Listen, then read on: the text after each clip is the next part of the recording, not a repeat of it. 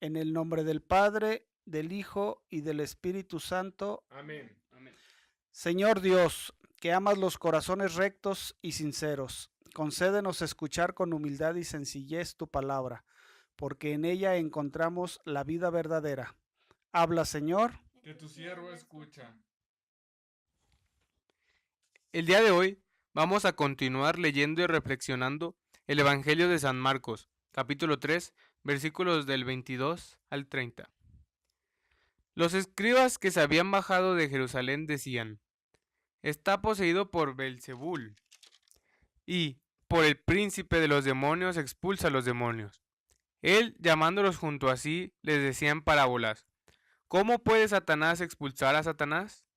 Si un reino está dividido contra sí mismo, ese reino no puede subsistir. Si una casa está dividida contra sí misma, esa casa no podrá subsistir. Y si Satanás se ha alzado contra sí mismo y está dividido, no puede subsistir, pues ha llegado su fin. Pero nadie puede entrar en la casa del fuerte y saquear sus pertenencias, si no ata primero al fuerte, entonces podrá saquear su casa. Yo les aseguro que se perdonará todo a los hijos de los hombres, los pecados y las blasfemias, por muchas que éstas sean. Pero el que blasfeme contra el Espíritu Santo no tendrá perdón nunca, antes bien será reo de pecado eterno. Es que decían: está poseído por un espíritu inmundo. Esta es palabra del Señor. Honor y gloria a ti, Señor Jesús. Al continuar con el capítulo 3 del Evangelio de San Marcos, en los versículos leídos nos encontramos con un pasaje muy serio, no solo por lo narrado, sino por la sentencia que lanza el mismo Señor Jesucristo. En el penúltimo versículo de la cita que estudiamos, el Señor dice que cualquiera que cometiera el pecado que Él describe como la blasfemia contra el Espíritu Santo, no tiene jamás perdón, sino que es reo de pecado eterno. ¿Por qué un veredicto tan grave y definitivo? ¿En qué consiste dicha blasfemia contra el Espíritu Santo? Para entender lo que Jesús quiso decir debemos considerar las siguientes circunstancias. Ya hemos señalado que Jesús había desarrollado un amplio ministerio a lo largo de toda Galilea en el que había manifestado suficientes evidencias de ser el Mesías. Su enseñanza, sus continuos milagros de sanación y el poder con el que echaba fuera a los demonios eran pruebas inequívocas de que Jesús era el Mesías anunciado por las Escrituras. Recordemos el mensaje que le manda Jesús a Juan sobre si era o no el Mesías. Los ciegos ven, los cojos andan, los leprosos quedan limpios, los sordos oyen, los muertos resucitan, y se anuncia a los pobres la buena noticia. Sin embargo, aún después de haber recibido tanta luz, la respuesta de mucha gente fue de rechazo, pero no cualquier tipo de rechazo. Lo trataron como si estuviera loco y endemoniado. Sus parientes vinieron por él, porque decían: está fuera de sí. De ello hablamos en la reflexión anterior.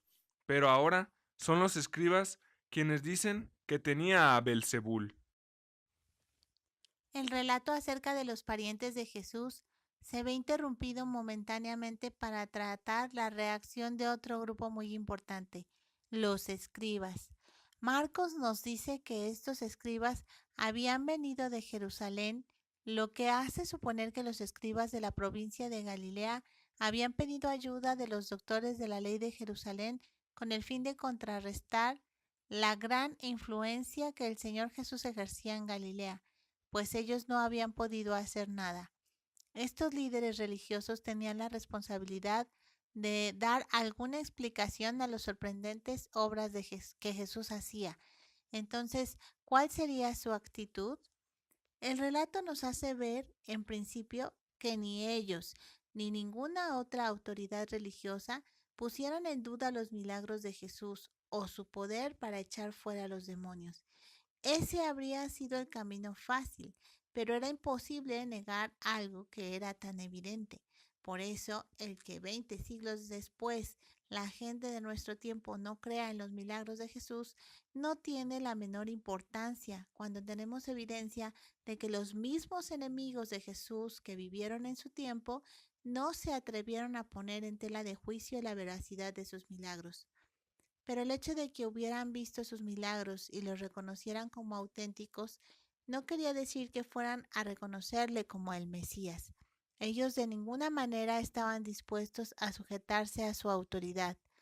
Pues entonces, ¿qué iban a decir sobre Jesús?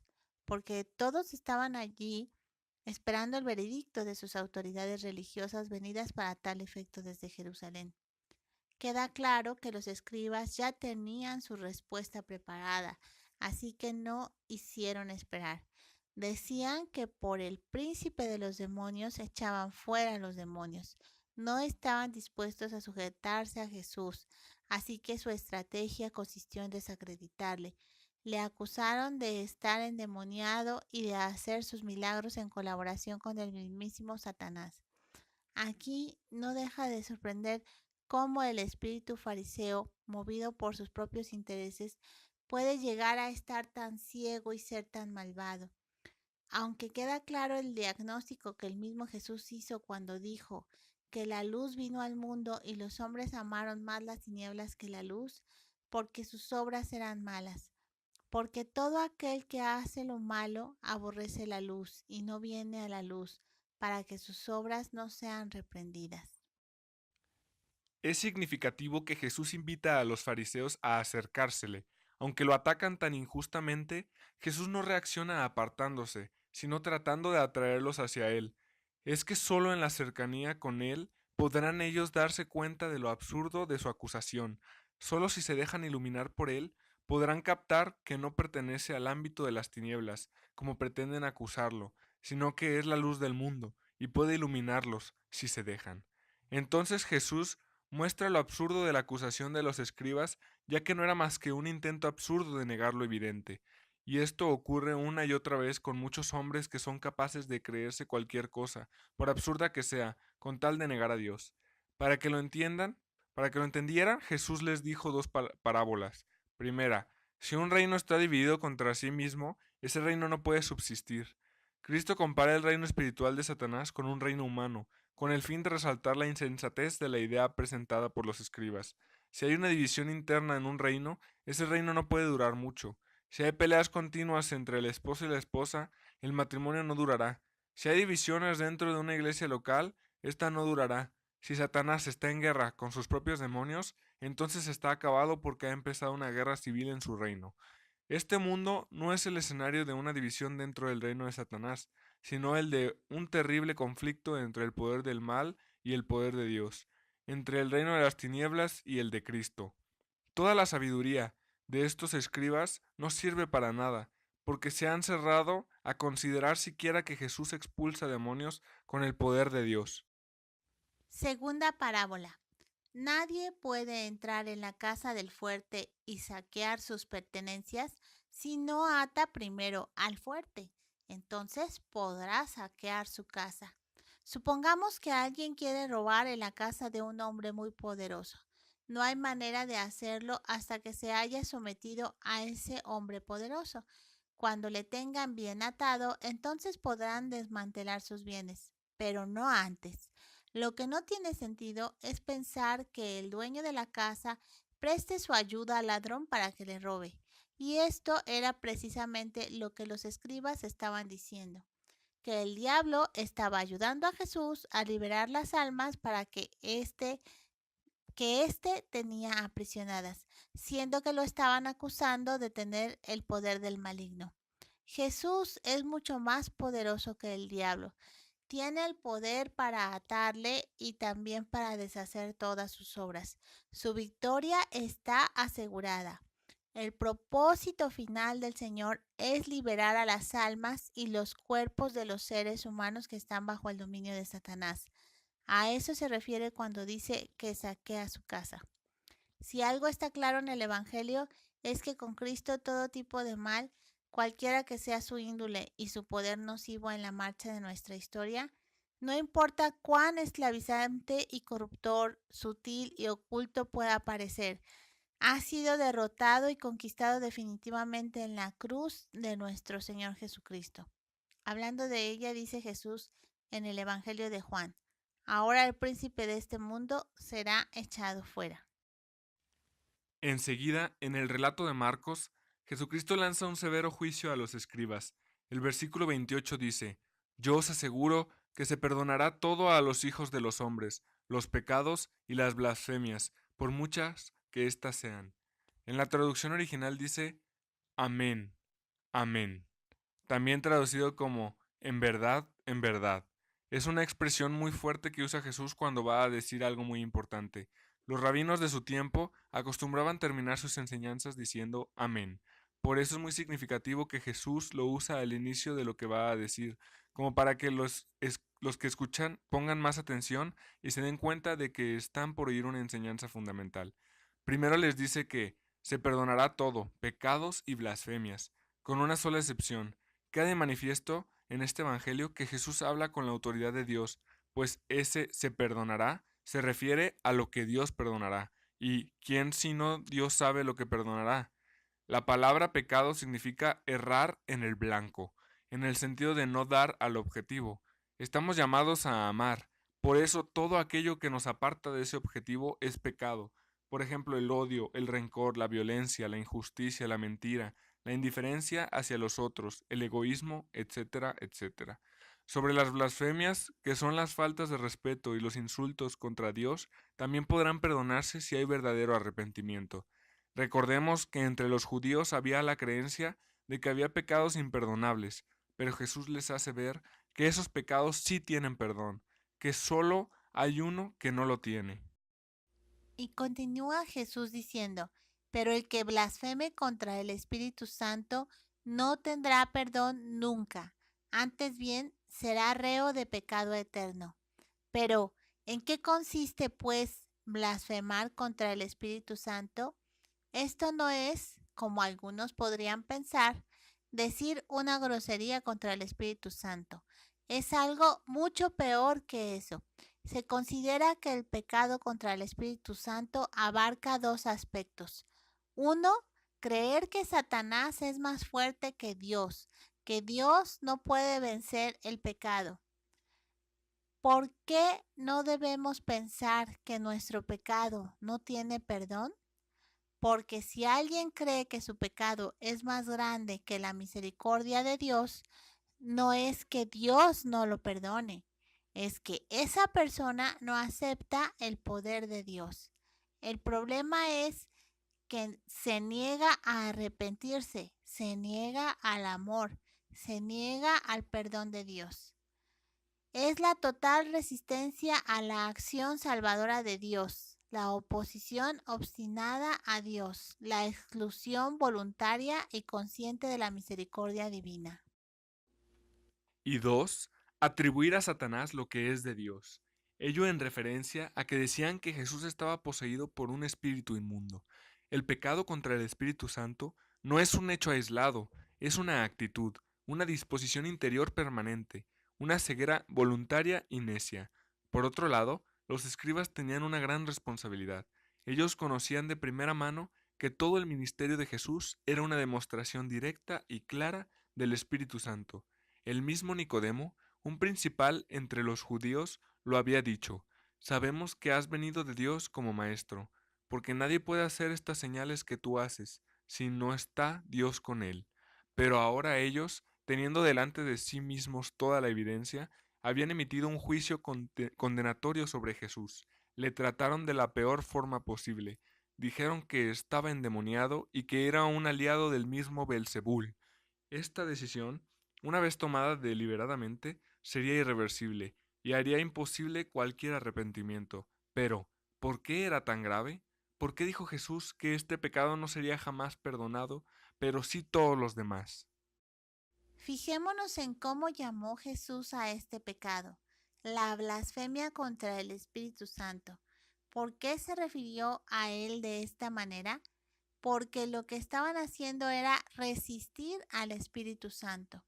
San Esteban, el primer mártir cristiano, antes de ser apedreado por dar testimonio de Jesús, les dijo a los judíos lo mismo: duros de cerviz e incircuncisos de corazón y de oídos. Vosotros resistís siempre al Espíritu Santo, como vuestros padres, así también vosotros. Entonces tenemos que preguntarnos cuál era la obra del Espíritu Santo que ellos estaban resistiendo. En las Escrituras, el Espíritu Santo tiene dos funciones principales. La primera, revelar la verdad de Dios a las personas, y la segunda, capacitar a las personas para hacer la obra de Dios.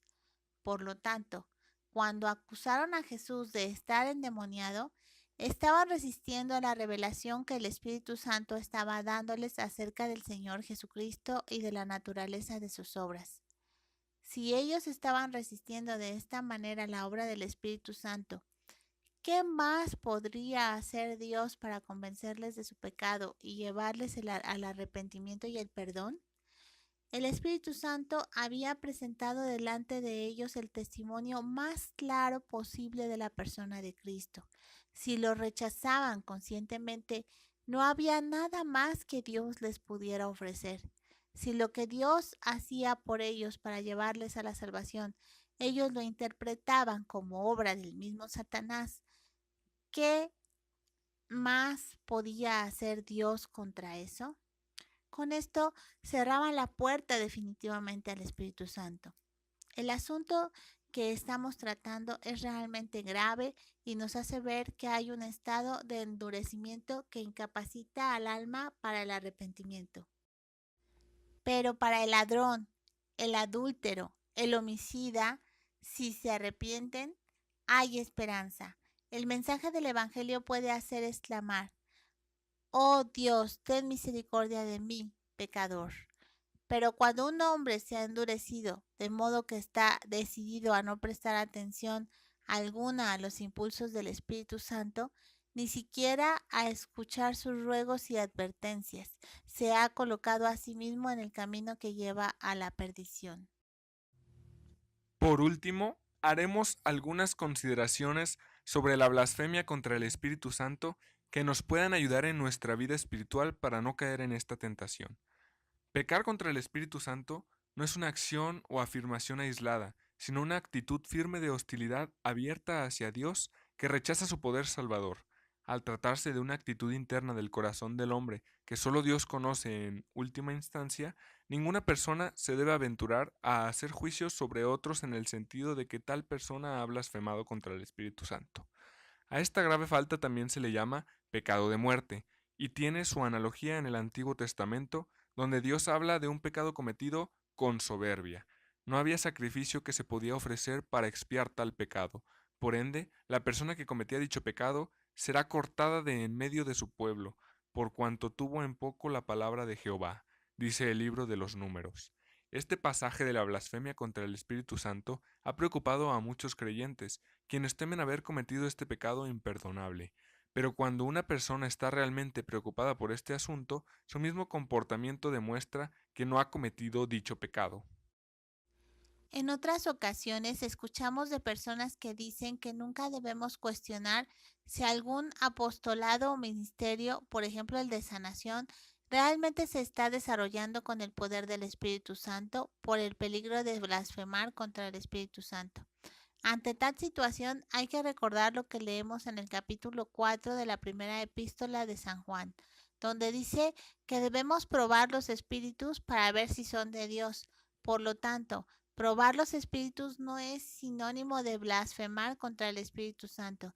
Recordemos que la Iglesia nos recomienda en muchos casos hacer discernimiento espiritual para conocer la voluntad de Dios. Sin embargo, al evaluar dichos apostolados o ministerios, debemos estar abiertos al obrar del Espíritu Santo en la vida de los creyentes. Blasfemar es hablar mal de Dios, es rebajar su dignidad deliberadamente, insultarle. De esto aprendemos dos cosas muy importantes. Uno, el Espíritu Santo es una persona y no una fuerza impersonal como algunos dicen. Y dos, el Espíritu Santo es Dios, por eso la blasfemia contra Él es un pecado muy grave. Para blasfemar contra el Espíritu Santo no es necesario ser un depravado moral y estar inmersos en todos los vicios posibles. Recordemos que el Señor se estaba dirigiendo a personas muy religiosas, moralmente rectos según los criterios del mundo y meticulosos en sus expresiones religiosas. Notemos finalmente que en este pasaje el Señor Jesús habla de la condenación eterna y de la posibilidad de que alguna persona quede eternamente en el infierno. Esta es una verdad terrible, pero es una verdad, y no podemos cerrar los ojos ante ella ni engañarnos pensando que es imposible que un Dios de amor nunca permita que nadie vaya al infierno. Recordemos que Dios también es infinitamente justo. Señor Jesús, palabra encarnada de Dios, te damos gracias porque nos has iluminado con tu mensaje, que produzca en nosotros el fruto para el cual tú lo has destinado. Amén. En nombre del Padre, del Hijo y del Espíritu Santo. Amén.